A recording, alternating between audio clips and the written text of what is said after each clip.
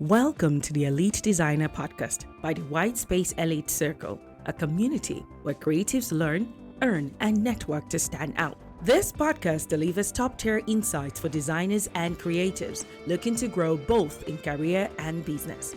Join our host, Oluwafemi Akingbola, and a lineup of brilliant creative minds as they share real-world experiences, proven strategies, and powerful tips to thrive in this ever-evolving industry. Hey creators, welcome back to the Creatorverse Pod, where we decode design, creativity, and the creator economy. Of course, I'm your host, Oluwafemi Akingbola, and today's episode is called Design Refraction, the Prism Within. And here are the things that you will take home at the end of this episode. You would actually understand what the prism within, the creative diversification mean, and of course perspective shift. You will learn how to channel multiple skills into one powerful creative identity. You would also learn to expand your offerings without losing your voice. You would also reshape how your creativity is perceived in today's ever-changing market and ever-changing space. So this particular episode is for the multi-hyphenates, the visual explorers like myself, the ones who can't be boxed into a single label. I call myself the visual communicator. I rather do that because I don't want to box myself. I'm not a graphic designer. I am a man of many skills, and I think I'm one of the persons in the best position to take on this episode or series of episodes. And that multifacetedness is your superpower. It is my superpower. So let's jump in straight. What exactly is design refraction? Let's start with a visual.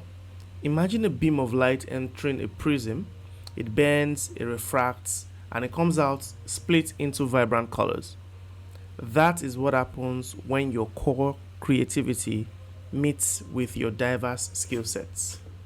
Design refraction is the creative process of channeling your many talents into a unified voice, a powerful singular identity that still reflects multiple angles, as simple as it is.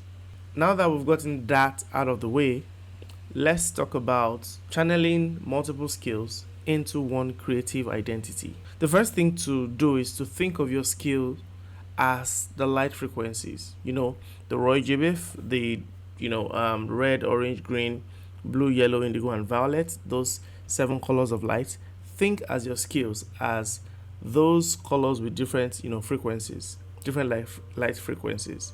And also, you do not have to suppress one for the other. You do not have to let one outshine the other, right?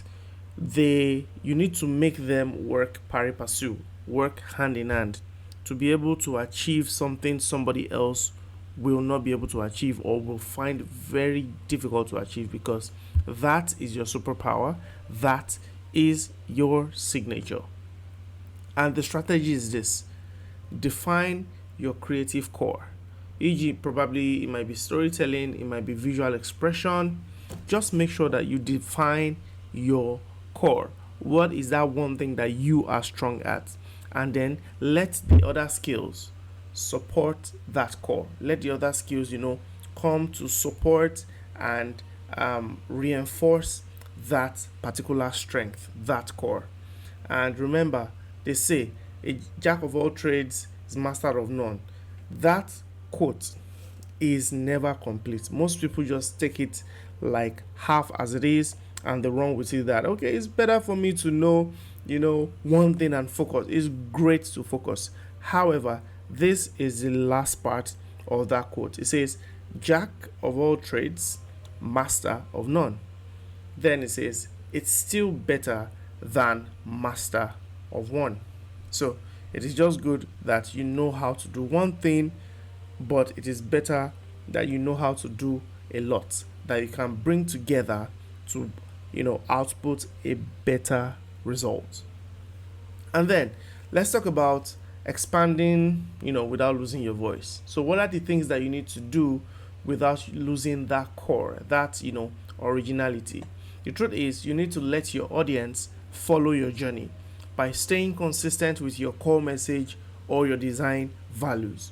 You can have, the plethora of skills, the many things you can handle, but make sure your voice is consistent. Your core message, your design values are consistent. For example, if a UI designer who is also into animation and brand story, telling, right, decides to use all these skills, it's still all extension of visual communication. So you should not box yourself to say, all right, I'm a UI designer and I stay that way. How can you bring the animation and brand storytelling? How can you match them together with the UI skill that you have, right? Remember, the core of that designer is UI, but it's gonna, merge its other frequencies like the animation part, the brand storytelling part, with the UI design part of him. And in expanding without losing your voice, you need to use visual and verbal branding to keep cohesion. As you are talking to people, as you're telling stories with your voice, you also need the visual compelling power, or the compelling power of visual branding and communication. And the third, I said we're going to learn about three things. The third is reshape how your creativity is perceived. How do people see you? You need to reshape, right? And audience perception isn't just about, what you do. It is about how you present it. I have a very good friend. He's so good at presentation, such that it really, really bumps up his work. He's really good with his design, his core skills, but his presentation is top notch. So your audience perception isn't about what you do. People, they care as much as they care about what you do, but how you give them, how you present it also makes a perception shift. And of course, I would like to also put this point out that you should be intentional in packaging your portfolio. Your bio, your captions, and even your vibe on social media. Be intentional. How do you want people to perceive you? Your thought patterns, your principles, your perspective, the way you talk, the way you dress, the way you appear on camera, the way you edit your videos, the tone of your voice. Let it be as original as possible. Are you sarcastic? Are you fun to be with? Are you witty? Are you serious-minded, professional? Whatever.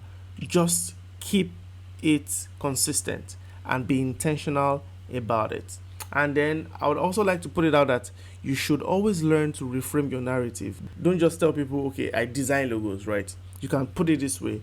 I don't just design logos. I build brand universes, I was telling one of my clients some time back, and he was like, okay, I just need a logo and that's all. And I was like, okay, I don't do logos, right? I build brands.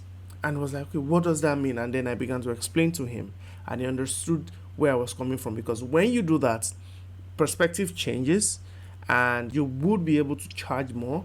You'll be able to offer more value to your customers. And here's the wrap up. When someone asks you what you do, don't shrink your identity to fit a mold, to fit the mold of that person's mind or the mold of that question.